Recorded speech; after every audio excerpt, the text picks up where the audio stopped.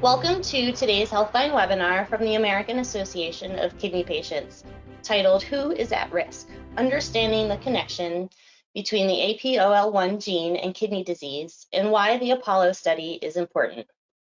My name is Erin Kale, and I am Director of Stakeholder Operations for AAKP. I oversee our patient education and grassroots engagement activities, including our Ambassador Initiative, which comprises highly motivated and engaged patients and caregivers around the country and the globe.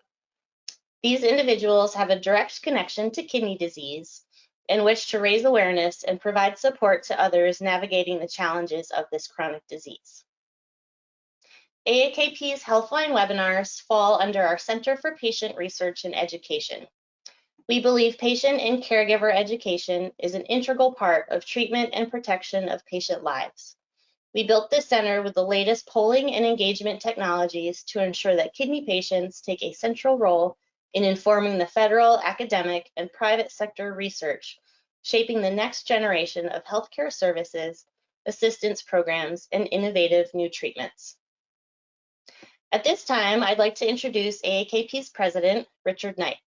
Richard is a former in-center hemodialysis patient who received his kidney transplant over 14 years ago.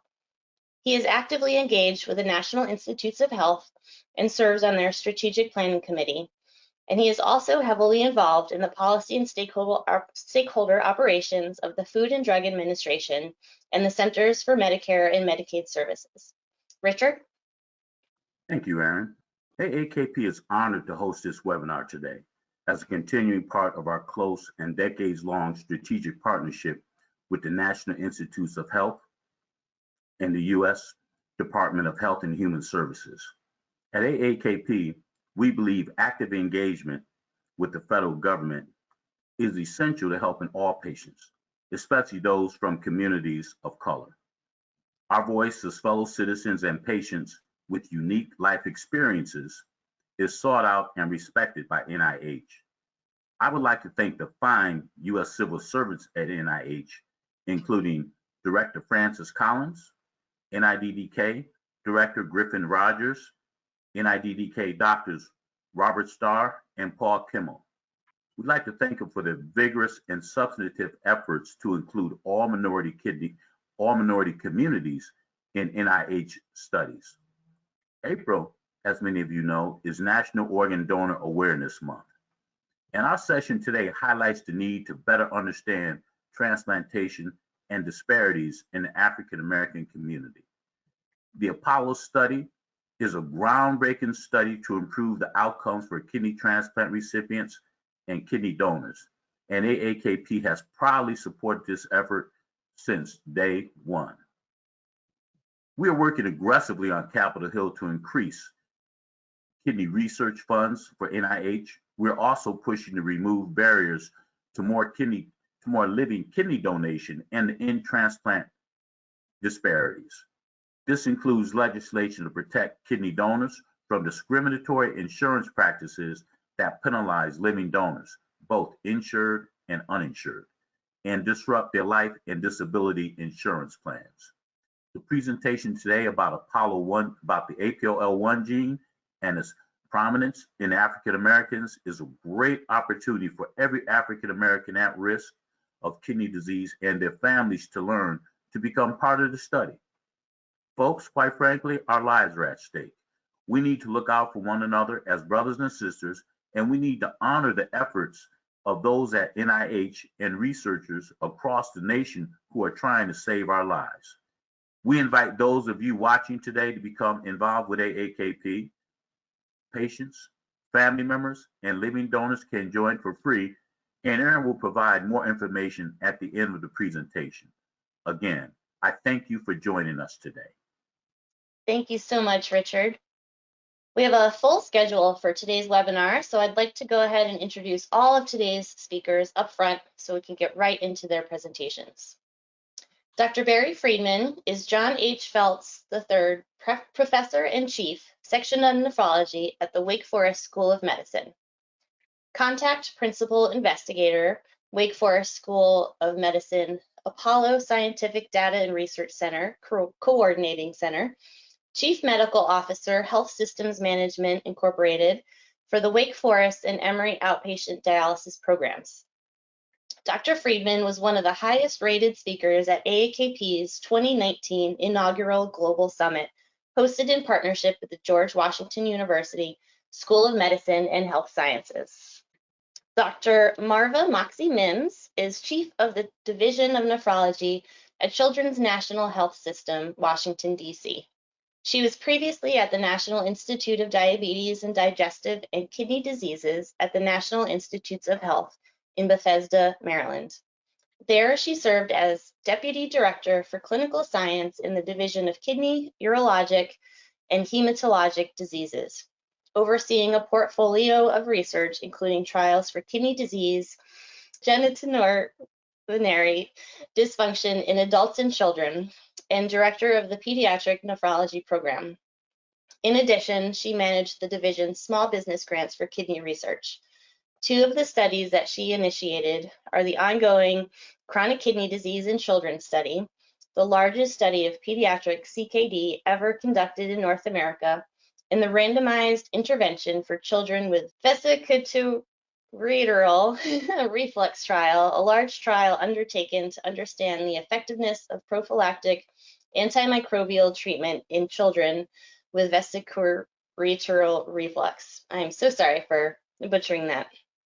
She is currently participating in studies of urinary tract infection in young children, childhood nephrotic syndrome, and focal segmental glomerulosclerosis. She also chairs the Apollo Study Steering Committee. Dr. Moxie Mims' focus at Children's is clinical research to improve the care of children with kidney disease and as a tool to educate trainees. She received her undergraduate degree from McGill University in Montreal, Canada, and her medical degree from Howard University in Washington, D.C. She completed her pediatric residency and clinical pediatric nephrology training at Children's National, followed by a research fellowship at the National Institute of Allergy and Infectious Diseases at the NIH.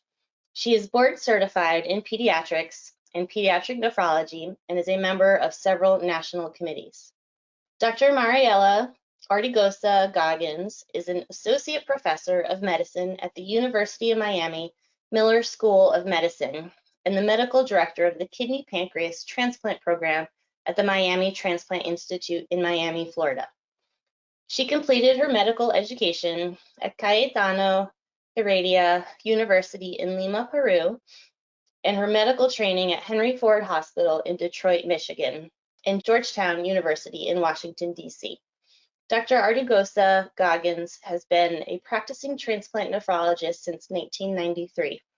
She has been involved in medical education and held many administrative positions, including medical director of the Live Kidney Donor Program and of the Kidney Pancreas Transplant Program. Her focus has been clinical research within the field of transplantation and has a special interest in the long-term follow-up of former African American kidney donors, which has led to several publications. She is currently a co-PI from the University of Miami in the NIH-sponsored study, APOL1 genotypes and long-term kidney transplant outcomes, the Apollo Project. Glenda Roberts is the Director of External Relations and Patient Engagement at UW Kidney Research Institute and the Center for Dialysis Innovation. She is also an active and passionate AAKP ambassador who has contributed to countless AAKP events. While living with kidney disease, Ms. Roberts simultaneously rose through the corporate world, evolving from a software developer to senior business executive, managing multi-million-dollar business units for top caliber corporations, including General Electric and Microsoft. She also served as the executive director of the Seattle Transplant House, a passionate activist for kidney research and people living with kidney diseases.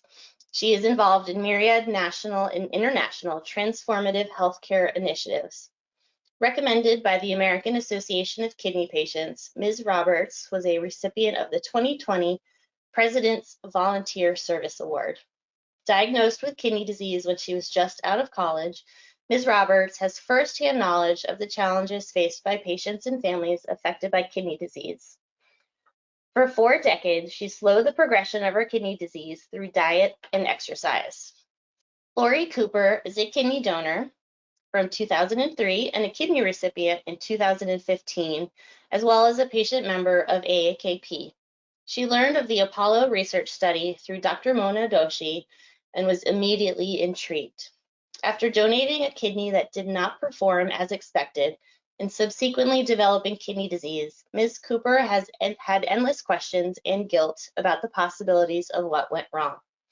Not only has Apollo given her reason to believe it was nothing done improperly by herself or her healthcare team, but it has also given her hope for more successful living donor transplants in the future. Serving on the Apollo research study as part of the Community Advisory Committee is truly a great source of pride for Ms. Cooper. It is life-changing, and some might even say life-saving, for the African American community. The knowledge, connections, and friendships Ms. Cooper has developed working with Apollo are invaluable. To know that there is research in this oftentimes underserved area is so very reaffirming. To be part of that commitment to find answers to the questions that plague kidney disease is truly an honor. We're so happy to have all of you joining us today, and I will go ahead and turn things over to Dr. Freedman. Well, I want to thank Erin, Richard, and everybody at AAKP for this opportunity. My role is to discuss the role of the APOL1 gene in kidney disease and lead that into the field of transplantation for Dr. Moxie Mims to follow on. I think everyone on this call knows that the rates of kidney disease are much higher in the African American population than any other population. If you compare it to the white population, the Asian American, the Native American population, African Americans face threefold higher risk of end-stage kidney disease than all of the other groups. In fact, that is nearly fully explained by that single APOL1 gene differences between racial and ethnic groups. With the patients that we often see with this disease have long been described as having hypertensive kidney failure or just end-stage kidney disease in the chart. For many years, we didn't know the real cause of kidney disease. And here's a middle-aged African-American woman who's thin, did not have diabetes, didn't have much protein in the urine, and was told her kidney failure was from high blood pressure, when in fact, it's an inherited disease from the APOL1 gene. So this paper was published in the journal Science in 2010. We're celebrating its 10th year discovery of the APOL1 gene. The APOL1 gene is the single most powerful gene associated with a common human disease ever found. It just happens to be a kidney disease. And if you look at that picture, you see the blue parasites swimming in the bloodstream, surrounded by the red blood cells of a patient who's infected with African sleeping sickness. And it turns out that the changes in the APOL1 gene, which initially were found only in sub-Saharan Africa, could kill certain of these parasites. Yet, although they protected people from these forms of African sleeping sickness, which led them to live longer and get transmitted to next generations, one thing that was not known until 2010 was that these protective variants from the parasitic disease caused kidney disease. And people who get one copy of the risk gene from their mother and one from their father, so 2 copies of the risk gene, are at very high risk for getting kidney disease. And those risk variants are virtually limited to the African American population. So we now know that the reason many different kidney diseases have clustered in tightly in many Black families. So for those of you in AAKP who have multiple relatives on dialysis, some of whom may have thought they had high blood pressure induced kidney failure, others with glomerular diseases like FSGS, others with HIV associated nephropathy or COVID-19 associated nephropathy, lupus causing kidney disease or sickle cell disease, we now know that those two changes in the APOL1 gene, one from your mother, one from your father, puts you at risk for all of these different diseases. All are non-diabetes associated forms of kidney disease. All are much more common in the African American community. So to put this gene in perspective, 13% of all African Americans have 2 copies of the risk variants, which put them at high risk for kidney disease. That's more than 5 million African Americans. And those individuals probably have a 15 or 20% chance of getting kidney disease. However, most of them, 80 to 85%, will not get kidney disease. Another 39% of all African Americans have 1 copy of the APOL1 risk variant, which means they're carriers and can transmit that 1 copy of the risk variant to half of their children. So, if 2 people with 1 variant have a child, there's a 25% that child will get 2 risk variants and be at risk for kidney disease. But these variants are not present in whites, Asians, Hispanics, and they explain why African Americans are at such higher risk of kidney disease. Matter of fact, 70% of all cases of FSGS and HIV nephropathy in the African American population would never occur if it weren't for these variants in the APOL1 gene. That's how powerful they are. And we now know that more than 1 of every 3 African Americans on dialysis, so if you're from Los Angeles, Birmingham, Alabama, Chicago, New York, or North Carolina, and you walk into a dialysis unit, 1 of every 3 African Americans on dialysis has kidney failure from this gene. And it explains much of that excess risk for kidney disease. It explains why African Americans have more and more severe kidney disease when they get lupus compared to other groups. And it also explains why kidneys donated from African Americans fail more quickly after transplantation. And I'm going to show you that data. It's been known for a long time that if someone receives a kidney from an African American deceased donor, the kidneys after transplant don't function for as long as kidneys donated by any other ethnic group. It doesn't matter the race of the recipient of the kidney, it's the donor race. And nobody knew why for years and years. APOL1 changed our understanding. This is a study that we did at Wake Forest very early on, 1 year after discovery of the gene relationship with kidney disease. And I want you to see there's 2 groups there. Those are all African American deceased donor kidney transplants. They're all Black. That the group on top in blue, APOL1 non-risk, had 0 or 1 copies of the risk variants, and their transplants did extremely well over 7 years. But the African American group in red at the bottom had 2 copies of the risk variants in the donated kidney. And look how quickly they failed. This explains the fact that it is not the race of the donor, it's their APOL1 genotype, because all these donors were Black. This study met with tremendous pushback because it was done at Wake Forest, a single center study and a small number of donors. So we then reached out to other transplant programs and we studied more than 1,150 deceased donor kidney transplants, whose kidneys came from 624 different African American deceased donors. These were done at 113 different kidney transplant centers. And you can see at 6 years, the group that transplants from donors with 2 risk variants in APOL1 were twice as likely to fail as kidneys donated by African Americans with less than 2 copies. The APOL1 genotype of the donor is determining the outcomes after the transplant, not the race of the donor. This is critically important because the way kidneys are given out for transplantation is there's a risk score to know how risky that donor kidney is to match recipients who are healthy with the best quality kidneys or recipients who are maybe not as healthy with lower quality kidneys, so the kidneys last as long as that recipient needs. And there are 10 factors that are calculated to determine what is the risk. One of the 10 is if you're African American or not. Well, that is totally inappropriate. When we know the actual gene causing the change, we shouldn't use a social construct such as race. So we went back and we did the study in the 1,153 deceased donor kidney transplants, replacing the risk based on African American race with the genotypes which we knew. I'm just going to end here by showing that in the current allocation, the way deceased donor kidneys are given out, this is those 1,153 transplants I just showed you. They have about a 70% risk factor, which means those kidneys were estimated to function worse than more than 70% of all the kidney transplants done in the prior year. You can see if you have 0 or 1 risk variant, it's 71%, or 2 risk variant, 69. They're all about the same, 70% risk. But that's assuming the donor was Black. If we take that out and we insert APOL1 genotype, look at the change. The 71% falls to 53%. That means those kidneys are average. They're perfectly good. They're not high risk. They function, worse than about half of all kidneys transplanted. They're average. But if the donor had 2 risk variants, they're much worse than 70%. They're actually worse than nearly 90% of all kidney transplants. Well, why is that important? Because 87% of the time, those kidneys are much better than currently estimated.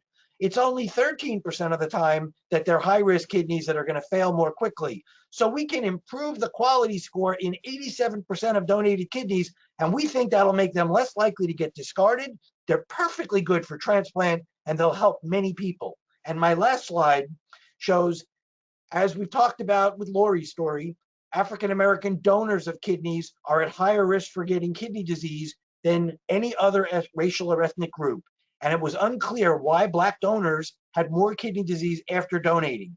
And this is a study from Mona Doshi that works with Lori that showed, and Mariella Goggins is a co-author on this study, that showed that after African Americans donated and their genotypes were looked at long-term follow-up, there was higher risk of kidney disease and more severe kidney disease in the donors who had 2 copies of APOL1 than in the low-risk group. So in fact, APOL1 explains a tremendous amount of kidney disease in the Black community and appears to play a very important role in outcomes after transplantation. I'll now turn it over to Dr. Moxie Mims. Good afternoon, everyone. And I would also like to express my thanks for being a part of this panel. So my job is to tell you more specifically about the APOLLO study, with Dr. Freedman having laid the foundation talking about the APOL1 gene.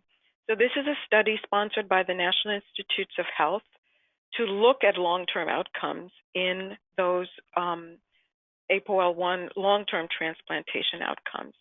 And this network is going to do 3 things.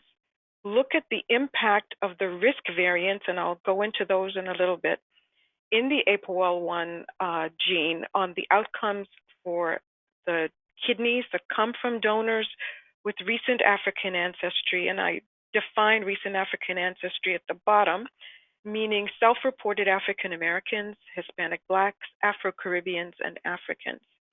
We're also going to look at the recipients of those kidneys and look at living kidney donors of African American recent ancestry.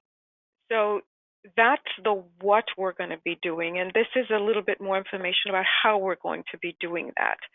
So we're going to prospectively, meaning we're going to look forward at kidneys that are transplanted at the time they're transplanted, and then follow the donors, follow the kidney from deceased and living donors going forward over several years.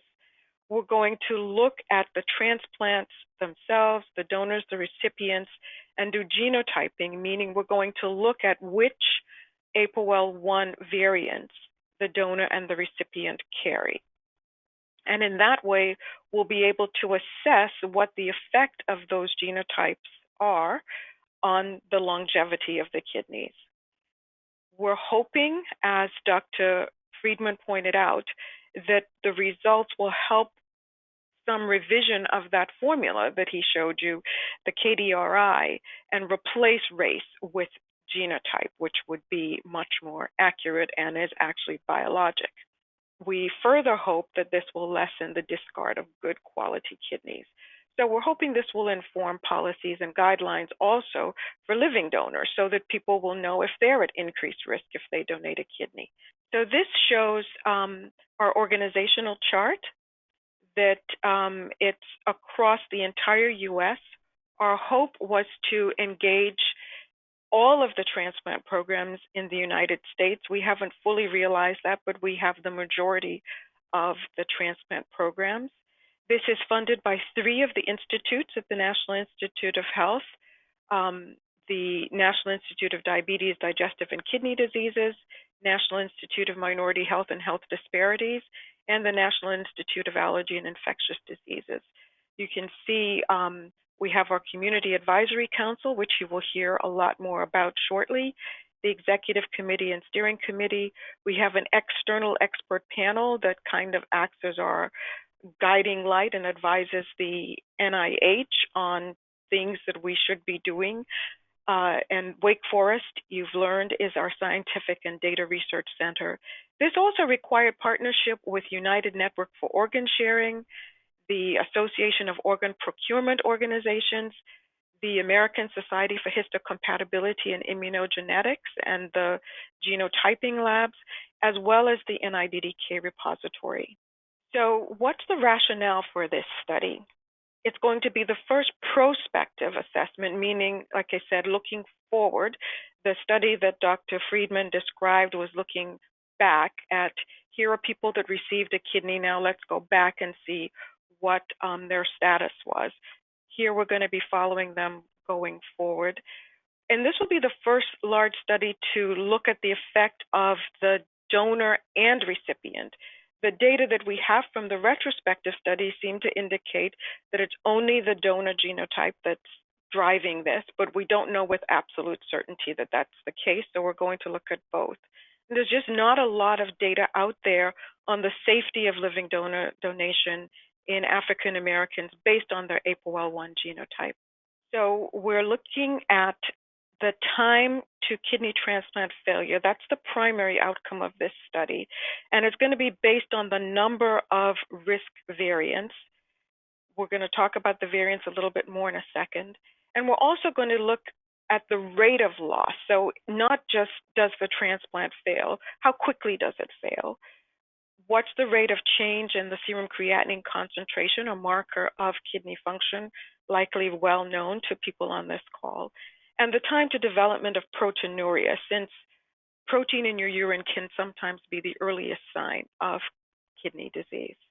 So let's go back and talk a little bit more about kidney health and look at things here that influence not just kidney health, but your health overall. Healthy diet, exercise, not smoking, limiting your alcohol intake, and getting checkups. Those are things over which we have control. But a big component of health is our genes.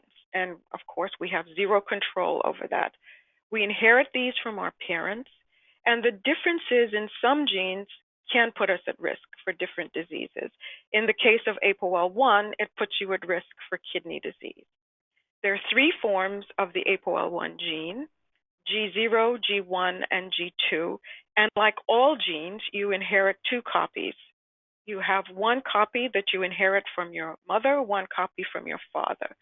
The G0 is the most common, and there's no increased risk of kidney disease if you have 2 G0 genes. The 2 that can cause an increase in risk of kidney disease are G1 and G2. And as you can see from this graphic, if you have only one of the risk variants, G1 or G2, paired with a G0, you're at no increased risk for kidney disease. You're simply a carrier. You can, however, pass that higher risk gene on to your children.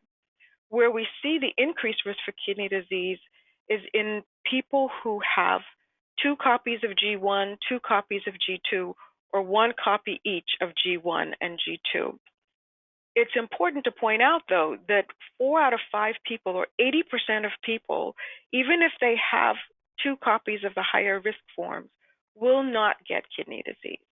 So this is not, there shouldn't be doom and gloom that you find out you've got 2 risk variants and you think that you're absolutely going to get kidney disease. That is not the case, but it does increase the risk, and there's a lot of other research going on in terms of other things that pair with that cause you to have kidney disease. So the APOLO study is here to try and improve the lives of people that are donating or receiving kidney by trying to learn more about these risk variants and the impact that they may have. So again, we're going to look at the genotype or the variants in the kidney donors and in the kidney recipients to see when these two are melded, is there an increased risk? So this is my final slide. The study is being conducted by kidney doctors and surgeons. The Community Advisory Council all came together and designed this study. The Community Advisory Council, you've probably heard already, but we'll certainly hear a lot more, is a group of kidney donors and recipients or relatives of people who have chronic kidney disease or end-stage kidney disease, and therefore are more likely to have high-risk forms of the APOL1 gene. We really want to point out that people who donate or receive a kidney and participate in this study are going to get the same medical care they would whether or not they were in Apollo. It requires just a small amount of blood and urine. We'll find out what form of the APOL1 gene they have, and we'll see how they do over many years.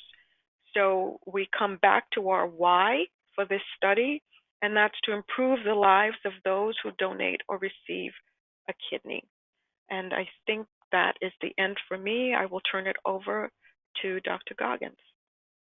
I thank you also for the opportunity to present. My section will focus on challenges in recruitment. We are currently at 40% of our recruitment goal. We have estimated that we need about 2,600 donor-recipient pairs to have enough power to come up with meaningful results. When we started about 2 years ago, we thought we could be done by now in recruiting all these 2,600. However, we are down in the blue dotted line. There is a significant gap between what we expected to recruit and we can have actually consented participants. So there are many challenges that we've encountered that affect the recruitment in the study. I'm going to talk about the one we consider more important, such as the COVID-19 pandemic, lower donation rates among African Americans, along with lower research authorization, recipients declining participation, and lower rate of live kidney donation from African Americans. So the COVID-19 pandemic certainly put a strain in our health system. So many transplant programs put a hold on all transplant activities, in particular live donor transplant, which is actually considered an elective surgery. From the recipient end, many of the participants could not come to the clinic in person. It was switched to telehealth, so less opportunity to explain the study in person and to collect the samples.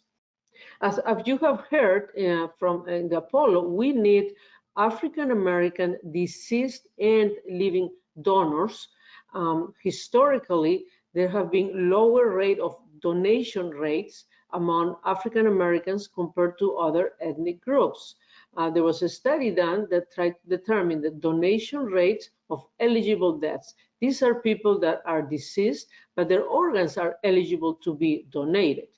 77% among whites agree to organ donation, whereas among African Americans, it was much lower at 54%. So it is important to be a registered donor because by law, most of the states will, once you're registered, it's not revocable by family members. But it's also important to share your decision, share it with your family members that you're actually a registered donor. So there was an important initiative back in the 90s to try to increase donor registration for organ donation. It was very powerful because it came from an influential person in the community, and the focus was tell your family, share your life, but more important, share your decision that you actually want to be an organ donor. And this led to increased donor registration for organ donation. Another challenge that we have encountered was a high rate of decline in research authorization by the next of kin, which is much higher than we anticipated. It was actually a very unexpected finding in Apollo. If a deceased donor is a registered donor, most states, the law includes research and education, and it's irrevocable. Some states, the law requires family to decide on research independently of organ donation. If the deceased donor is not registered, family must decide on organ donation and research authorization. So it's very important that we share our decision, have the conversation with your family that you register to be an organ donor and also want to participate in research. Within our APOLO project, the decline in research authorization varies by state or region, anywhere from 10% or as high as 50%. So for instance, at the University of Miami, where I practice, 80% of our kidneys come from outside our local region. So we receive deceased donor kidneys from all across the United States. So we looked at the next of kin decline research authorization rate, and we saw that among African Americans, 42% declined research, whereas among white was 16%, among Hispanics was 27%. This translated into 139 transplanted kidneys with missed opportunity for research. So the APOLO study actually enrolls more than half, 56% the recipients are African American. So this is the group that will benefit from this study. The recipients decline participation is anywhere from 5 to 15%. Doesn't look like it's too high, but again, this is another lost opportunity to enroll in APOLO and advance our research.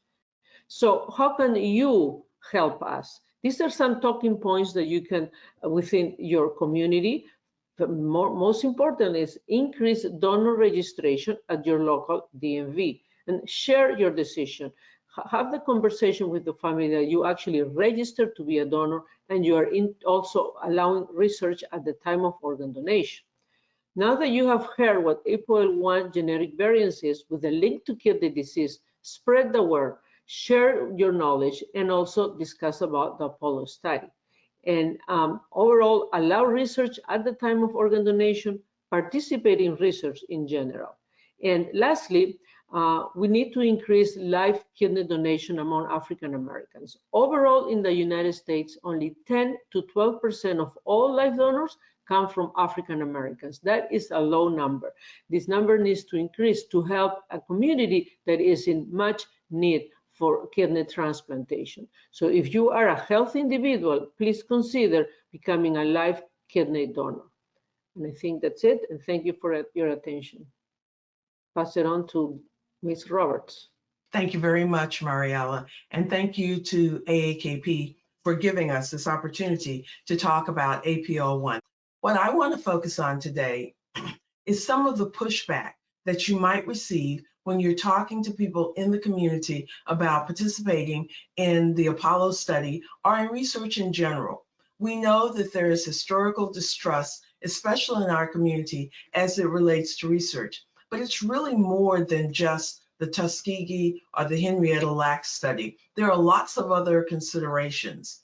One of the things that I'm sure many of you can attest to is that there's a lot of misdiagnosis of disease in our community. So grandma goes to the doctor, they say, oh, you have diabetes. Grandma goes back in 6 months and you discover that she doesn't have diabetes, she has something completely different.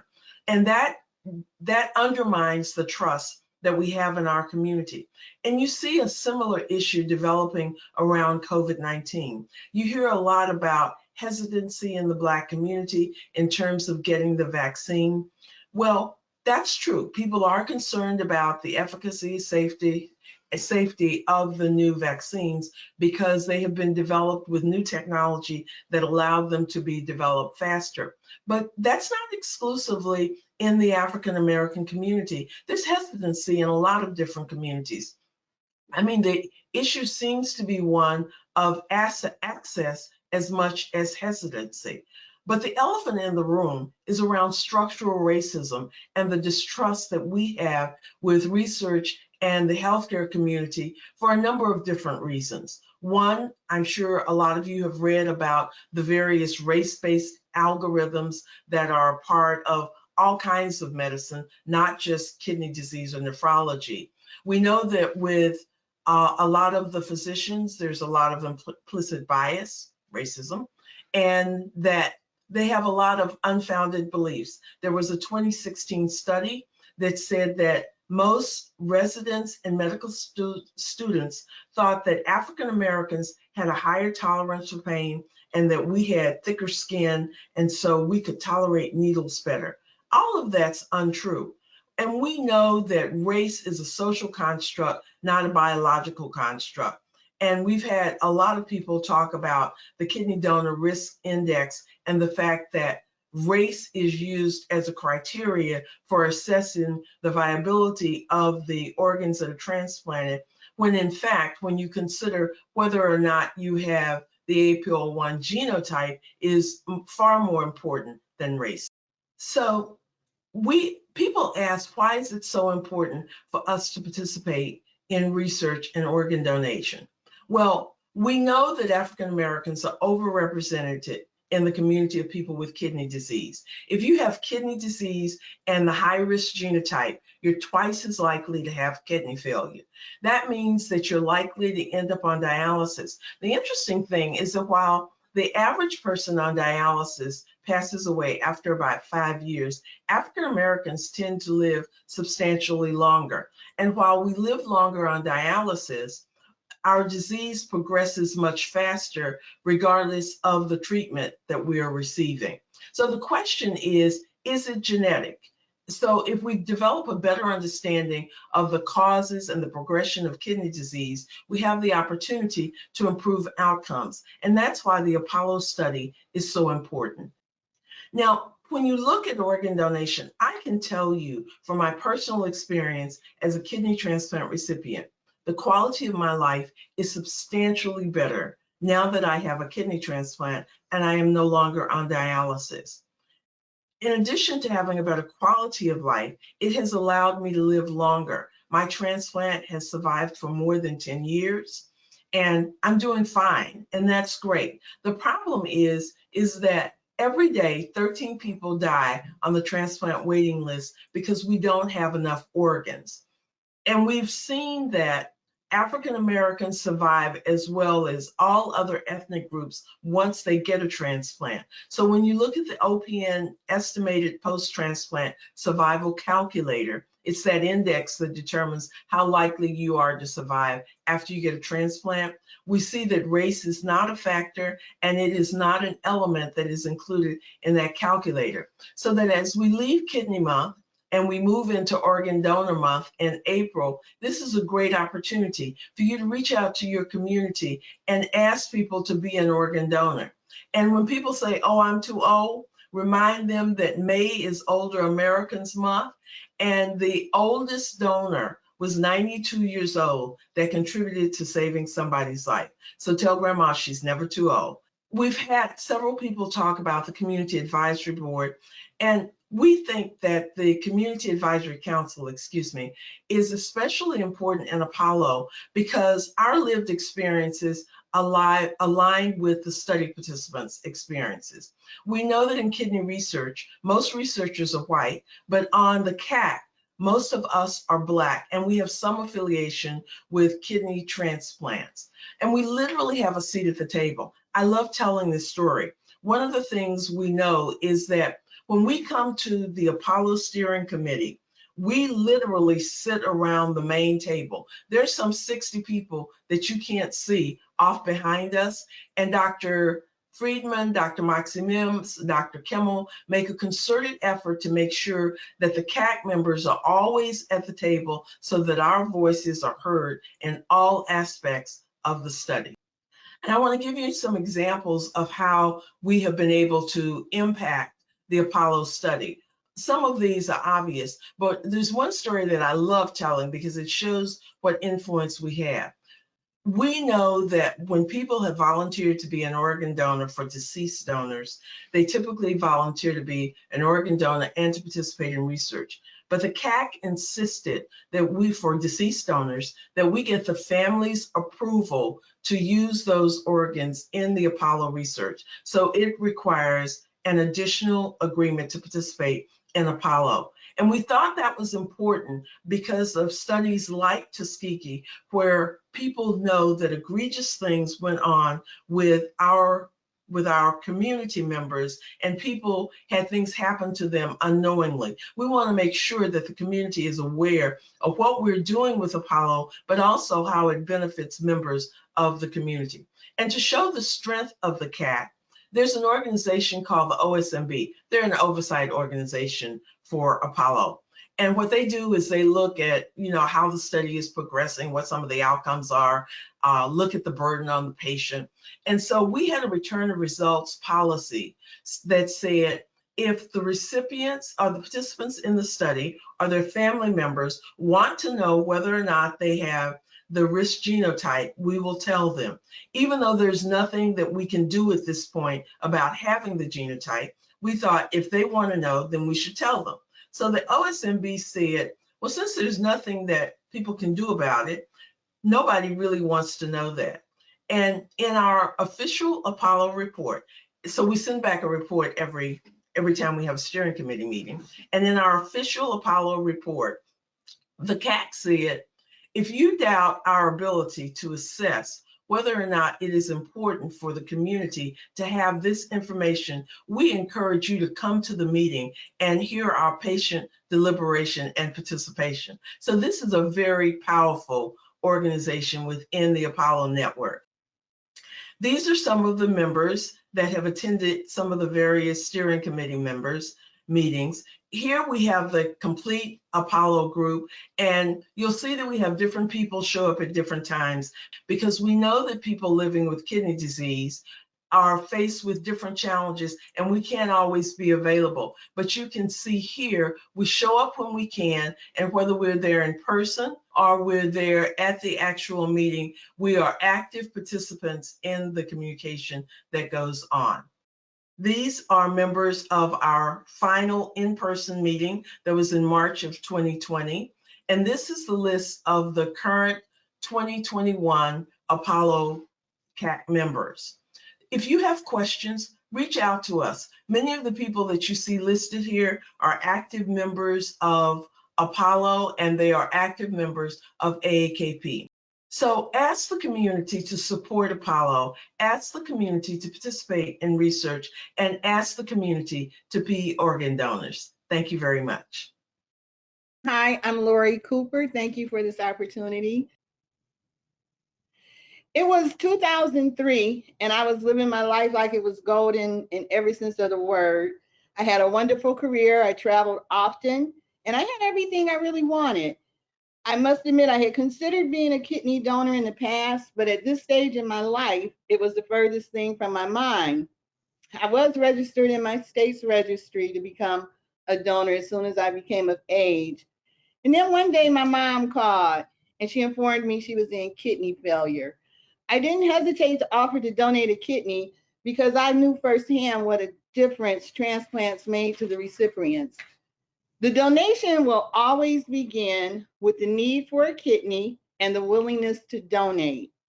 Some kidney patients may be reluctant to ask friends and loved ones to donate for a variety of reasons, while others will publicly ask for donations.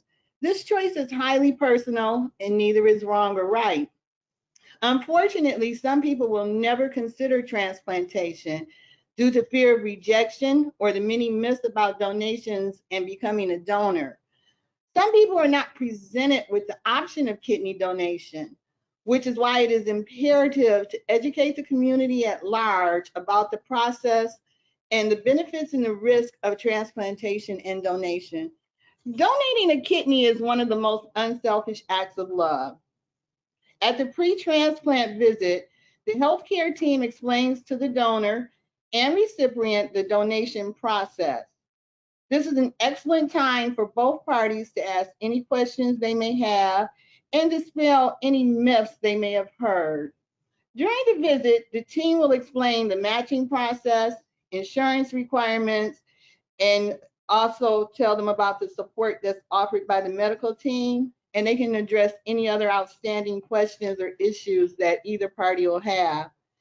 The first psychological evaluation is one of many during the process, and all psychological visits are one-on-one. And this meeting is one of the most relevant of the process because the recipient and the donor are asked to consider questions they may not have thought about. It is critical that the donor does not feel pressured or is not coerced into making a donation. Equally important is that both parties are aware of possible mental and emotional changes. On the surface, receiving or donating a kidney seems to be medical and or physical, but in reality, it is a multi-level experience for both parties. One persistent myth is that religious organizations forbid organ donation. In fact, the majority of religions worldwide do not object to organ donation. You want to donate. And at first glance, the test that you're going to be approached to take to be approved for donation will seem daunting. They go well beyond an annual physical, and they're not looking for a particular ailment. They're looking at everything. But when the tests are complete, you can rest assured that if you are approved, you are healthy. Along the way, there's going to be meetings with social workers and more psychological meetings to ensure that you're not having to change your heart and that changes in your life because of your decision to donate remain manageable. Congratulations, you've been cleared to donate. This is a huge deal. By now, the full impact of your donation has hit, and you realize more than ever the positive, life-changing effect your donation will provide. There are several reasons a willing donor cannot donate. Unfortunately, being a close relative does not guarantee a match. But thanks to medical advancements in anti-rejection drugs, doctors are able to match more donors and recipients than in the past. The utilization of paired donation has also helped to ensure better matches. Okay, so now everything you've gone through has led to this moment. Anxiety and nerves are at an all-time high for everybody involved. It's important to remember if a family member is donating to a family member, there are two relatives going through major surgery, which can be stressful on the family members waiting on their loved ones to come out of surgery. In my case, my mother and I were in a double wide prep room. She and my sister were able to be by my side. We had prayer before they wheeled me away. And I found this to be very comforting as this was my first surgery. When I came to, my mother was in surgery and I was offered a cleared liquid diet. My surgery was at 7 a.m. and I was released the next morning. The next morning when breakfast was served, I was actually sitting in my chair. I was able to go see my mother in the surgical ICU before I left the hospital. Despite my family's pleas, I went back to the hospital the next day. I can't say that I wasn't in any pain, but it wasn't enough to stop me from going to check on my mother. I was off work on a paid medical for 8 weeks, and the hardest part of that was not being able to drive for 6 of the 8 weeks that I was off. But I had absolutely no complications from surgery whatsoever. One myth that I thought before a donation was that I would need to follow a special diet, watch my fluid intake. This is not true.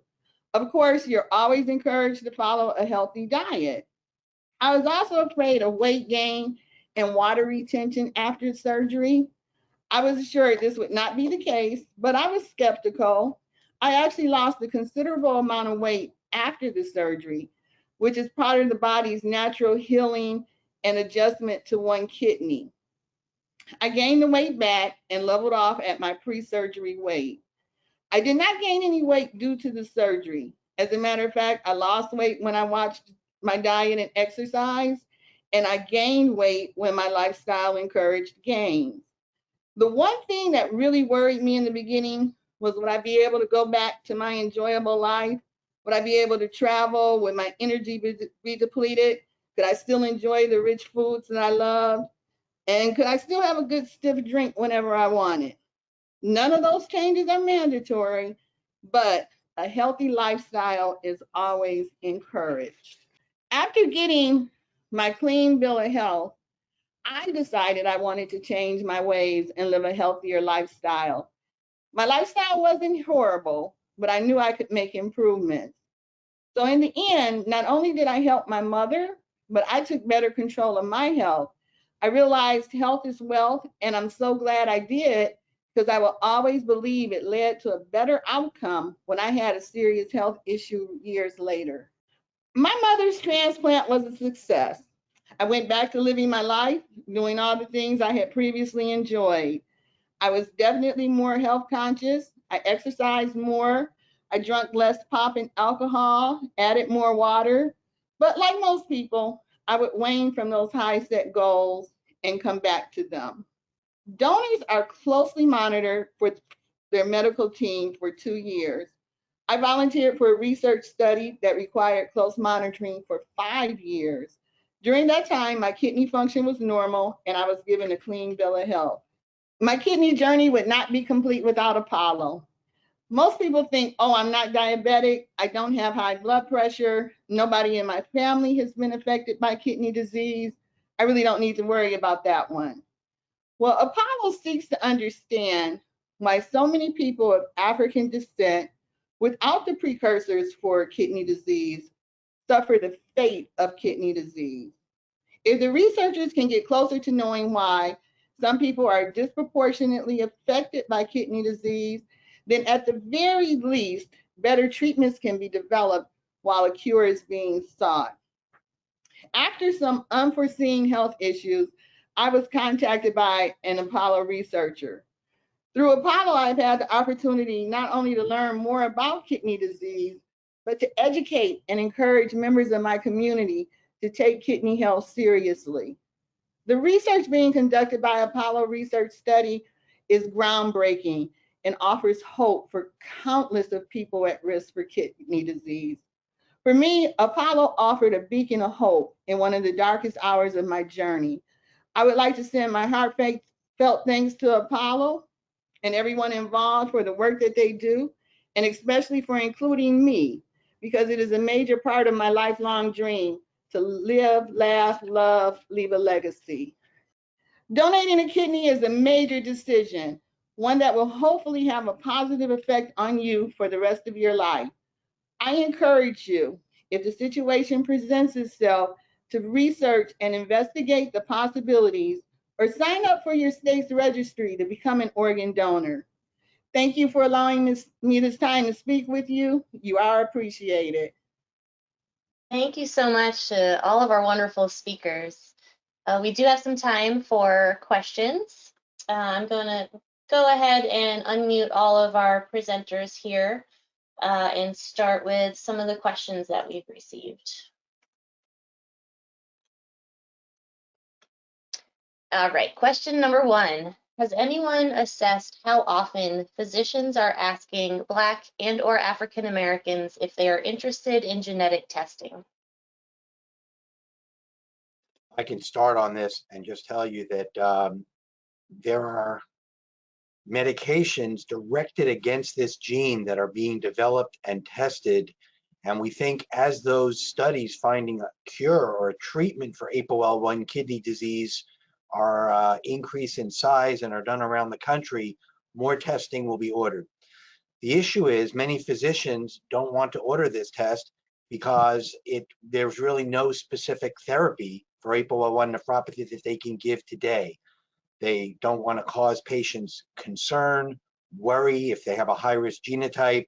Could they lose insurance or other privileges? Could it count against them in healthcare costs, which these are all prohibited from happening by law, but how realistic that is, we don't know. So I think more physicians will order testing as treatments become available, and Apollo is studying this in the transplant field because that's the fastest way to action for using this gene. But I'll be happy to turn it over to other panelists for their thoughts. I would echo that, Barry. I think that's been my experience.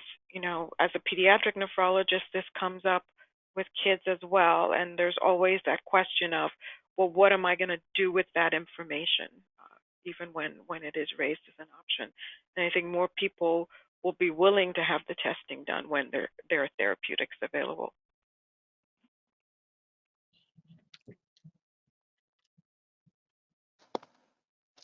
Thank you. We have another question about the testing.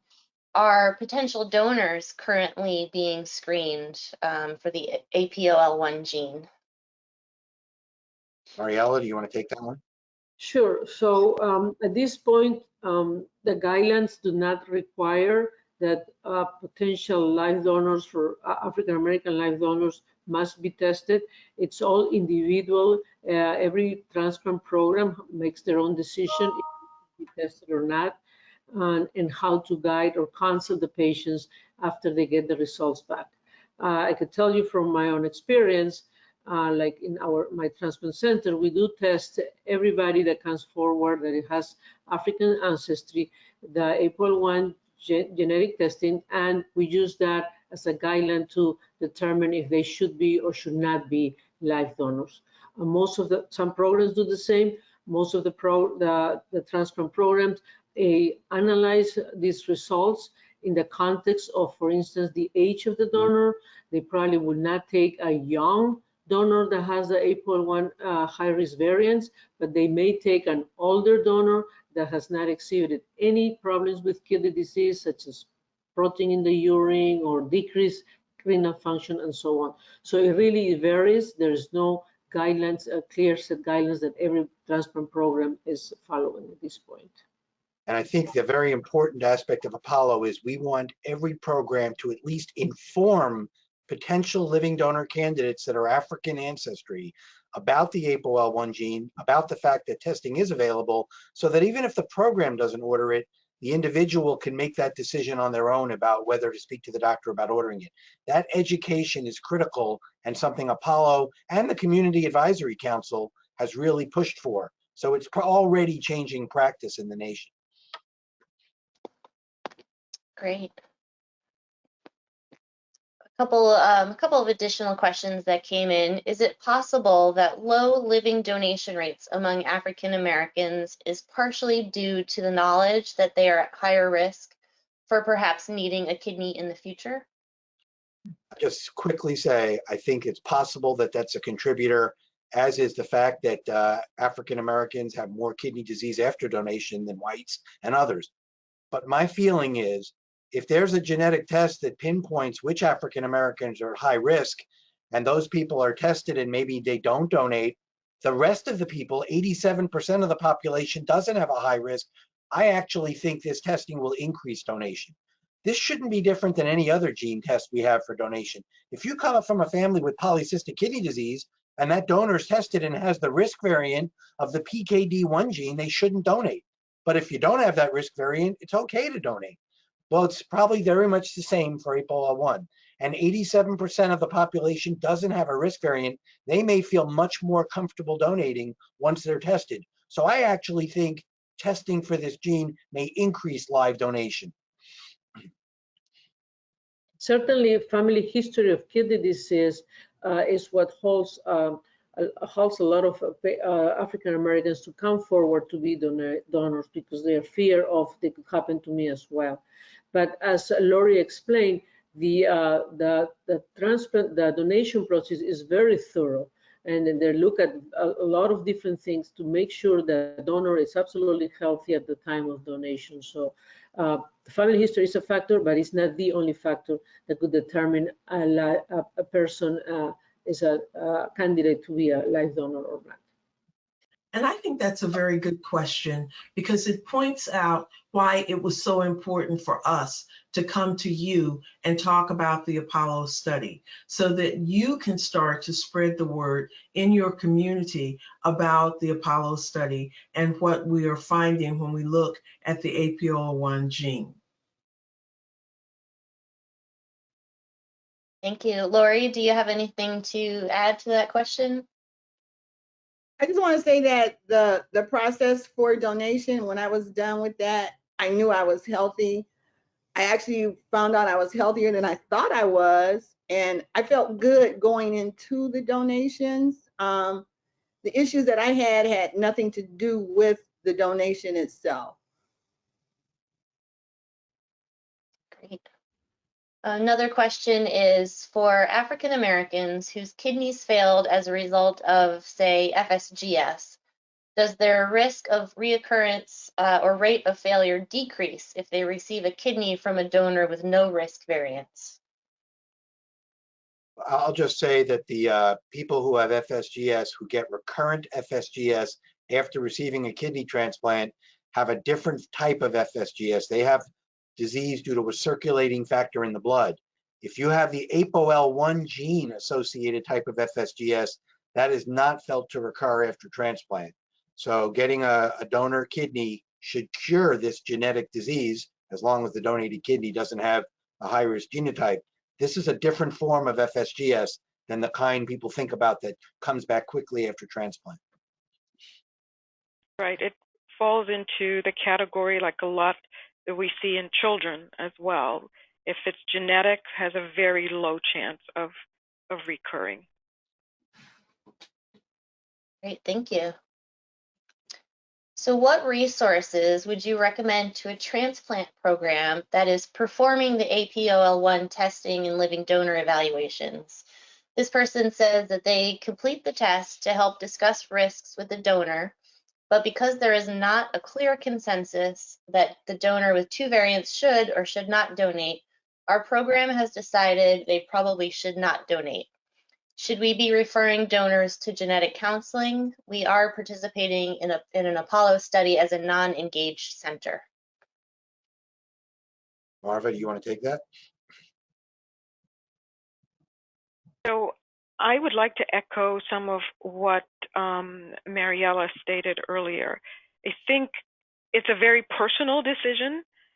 We've certainly had people tell us that even if they had 2 risk variants, and even if they knew for certain that they might need a kidney down the road, they would still donate. We certainly see that, again, in my role as a pediatric nephrologist. You know, parents are often, you know, just take it. I want to give it to my child. Now, if you're talking about it from the perspective of the impact on the donor, that's one thing. If you're talking about it in terms of the impact on the recipient and whether or not that kidney is going to last a long time, again, I think it depends on the recipient's circumstance. If it's somebody that's on dialysis and is not doing well on dialysis, even if this kidney will buy them not 20 years, if it'll get them 5, 6, 7, 8 years of better quality of life, something that Glenda talked about earlier, then I think, again, it comes down to this very personal decision for the donor and the recipient, looking at the risk to the donor if they've got 2 risk variants and their potential for developing kidney disease down the road, and the recipient, what kind of situation are they in? How desperate in need are they for a kidney at this point? And maybe even if the kidney doesn't last them a lifetime, it may still improve their quality of life. But I think that's such a personal decision. I'm not sure that I'm in a position to say absolutely you shouldn't or you should. Yeah, that's very important what you said, Marva. My experience is similar. We take case by case and we sit with the donors and we explain. Counseling is important. A lot has to do with the age of the donor. Certainly a younger donor we will not encourage to donate. Older donor that's absolutely healthy, that does not have any evidence of kidney disease, will probably advise towards donation. As we heard in the presentation, only 1 out of 5 carriers of the 2 risk alleles will develop kidney disease. So that's only 20%. But more important, as Lori said, when you are a live donor, you have to follow a good health habits. It doesn't matter if you have the carrier or not. If you don't follow the health habits, if you develop overweight, diabetes, and so on, or you develop hypertension, you don't take care of yourself, you may develop kidney disease regardless of. So it is very important, and after life donation, you follow the good health habits, that maintaining your weight and diet and so on.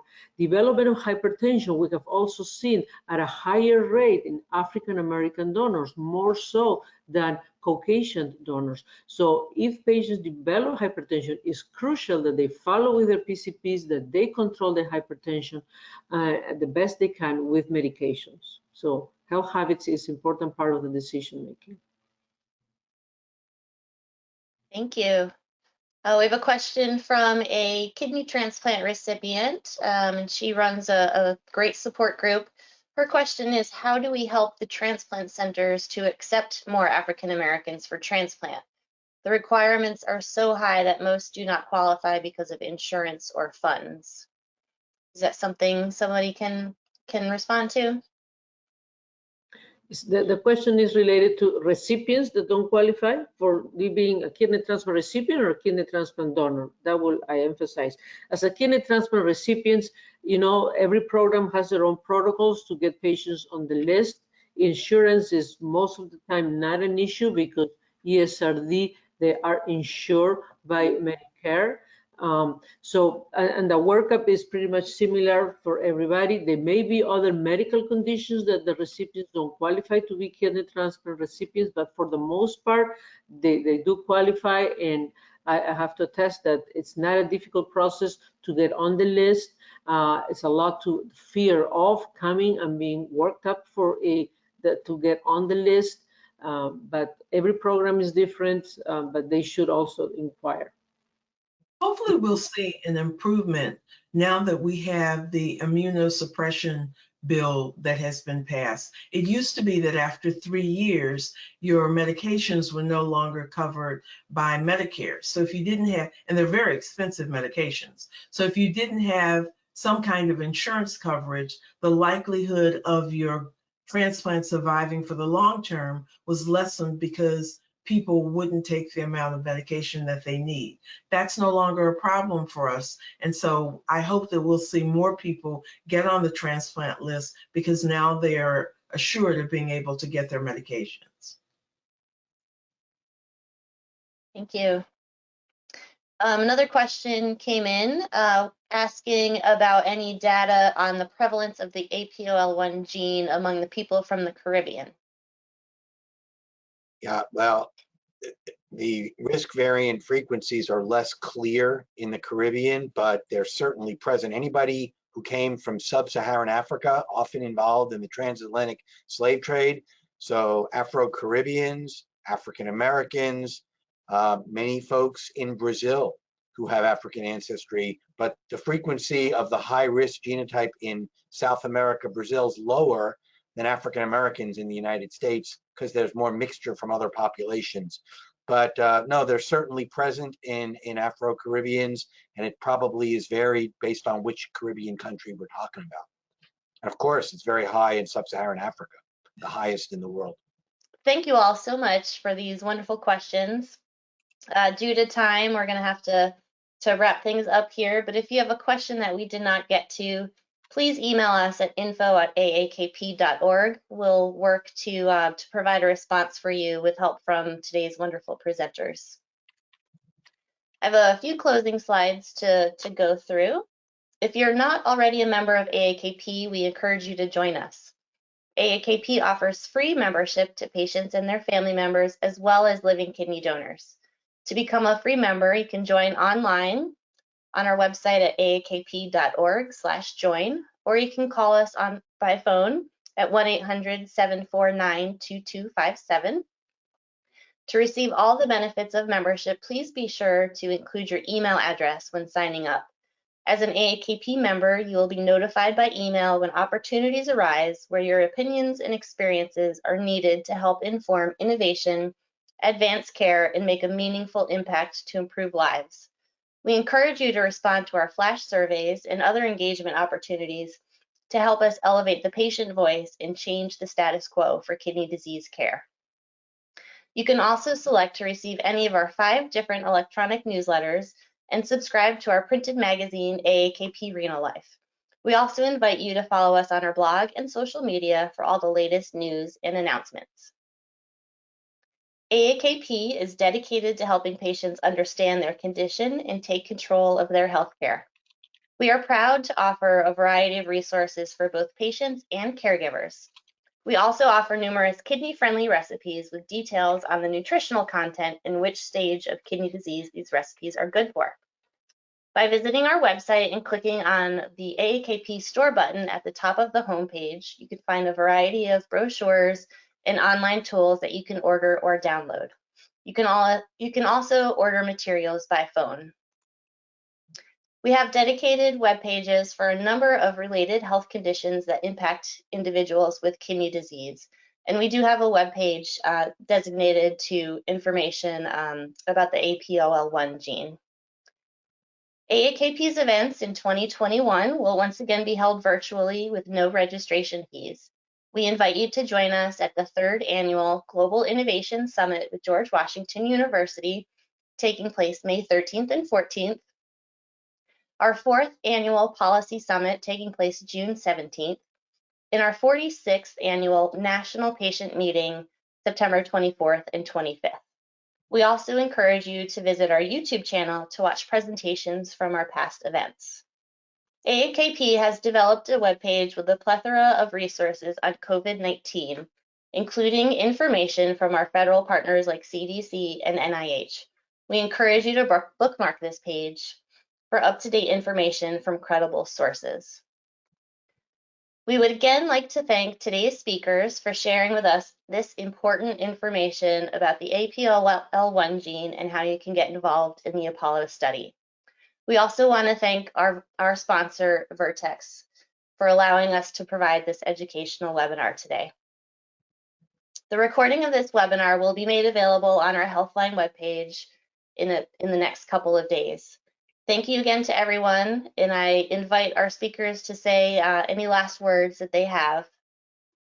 Thanks for having us, and spread the word about kidney donation and participating in research. Thank you all so much. Be informed and stay safe. Thank you for joining.